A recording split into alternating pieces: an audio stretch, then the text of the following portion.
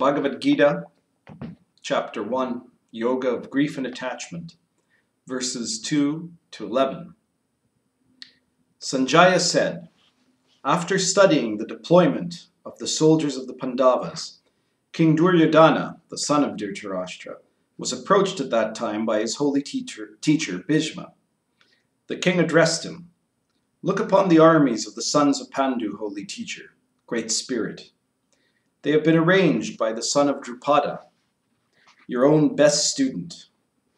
Here in the army are great warriors, mighty bowmen like Bhima and Arjuna, who are equal in prowess to Yudhana, Virata, or Drupada, also great fighters. There are also very strong heroes, like Dhrishtaketu, Sekitana, Kasirajas, Purujit, Kuntibhoja, and Saibhya. They are legends among our people. Yudamanyu and mighty Tamauja and the very mighty son of Subhadra, as well as the sons of Draupadi, are all certainly great charioteers. Take note of those in our forces now, best of the teachers, and tell me which among the captains of my armies are particularly powerful. Your good self, Bhisma, and also Karna and Kirpa have never lost in battle. Ashvathama, Vikarna, and the son of Somadatta are certainly great warriors as well. Others also, many heroes, are prepared to risk their lives for my sake. They are equipped with a variety of terrible weapons, and all of them are experienced strategists. Our strength is beyond accounting, totally defended by you, Bhisma, while the forces of the Pandavas are only well defended by Bhima. In the key fronts of the battle, also everywhere, all of us must give our respect and support to you, and assure our victory." So, from the last video, you might recall Dhritarashtra is the blind king, and his son is the one leading that side of the Kauravas in the battle. His son is Duryodhana, who is kind of the bad guy of the Mahabharata story. He's the one that insists on leading to this civil war out of hatred and envy for the Pandavas. And so him and his other brothers, the 100 brothers who are the sons of Dhritarashtra, have put together this enormous army that they're going to use against an almost equally enormous army put together by the Pandavas. And Dhritarashtra here is speaking to Bhisma, who was the military guru, the trainer. He's the old soldier who has enormous talent, and he's an incredible warrior and strategist. And he trained almost everybody who's actually fighting in this battle. He trained the Pandavas, he trained the Kauravas, he trained all of them. He taught them how to fight. He taught them how to strategize. So he was like, he's the old master. And he's chosen, he's kind of found himself obliged by a matter of honor to fight on the side of Duryodhana. And Duryodhana here is saying to him that with these great heroes and these mighty weapons, and with his superior strategy, because he's going to lead, Bhishma is going to lead Duryodhana's army, whereas the Pandavas are being led by Bhima, who is good. He's, he says he's well defended, but he's not totally defending the force like Bhisma would. Bhisma is considered a better strategist than Bhima. And in that sense, Duryodhana thinks that as long as everybody expresses a complete obedience and respect and support to Bhisma, then they're going to win the battle, that it's just a matter of material logistics, because Bhisma is a superior strategist.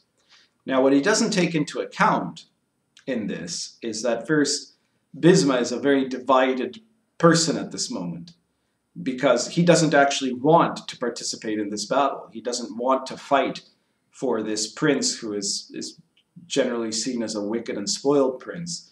He's honored bound to do it, and he's going to do the best that he can under the circumstances. But if it's not actually in his true nature, then inevitably he's not going to be as capable as he would want, as one would want him to be, because he's divided within himself.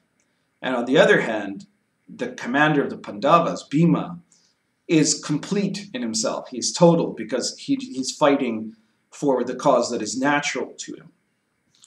He hasn't considered also, Duryodhana hasn't considered also, that there's this presence, which is the presence of Krishna.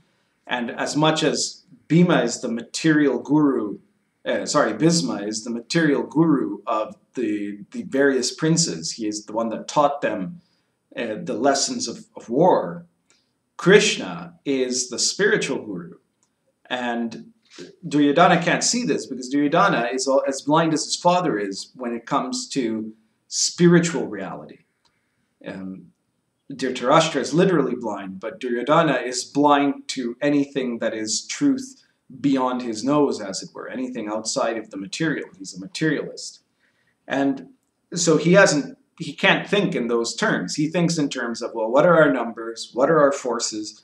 How powerful are they? How strong are they? How better is our general to theirs? So obviously we're going to win. But he can't consider things like the question of the true will.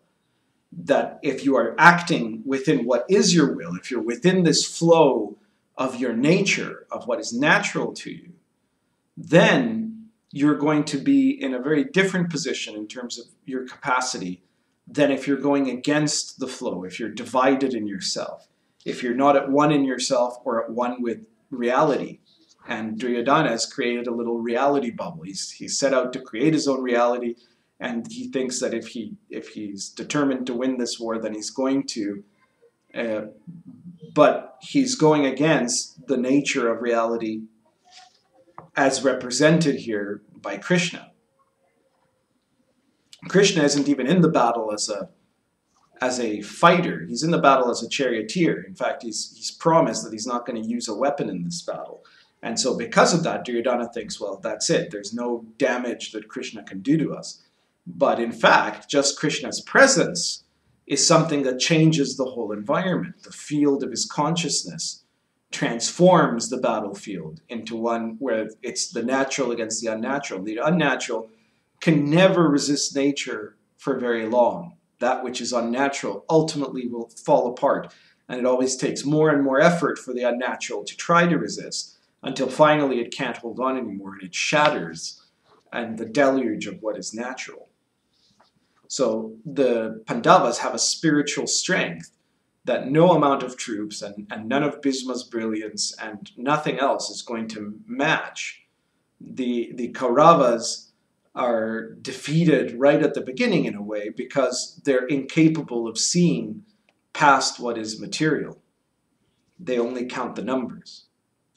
So this is a symbol of this idea of blindness, of spiritual blindness, and that one of the first steps towards the awakening process is that one has to wake up to this bigger picture of reality. You can't just limit yourself to what you're trying to logically consider as numbers within your mind. So you have to unite yourself. If you are divided in any respect, if you're divided in the sense of the material versus the spiritual, if you're divided in the sense of what you're doing versus what you really want, if you're divided in your elements, or if you're divided in your ambitions, it's the same. The result is going to be something that is less than the ideal. You're not going to be experiencing truth. You're not going to be experiencing totality.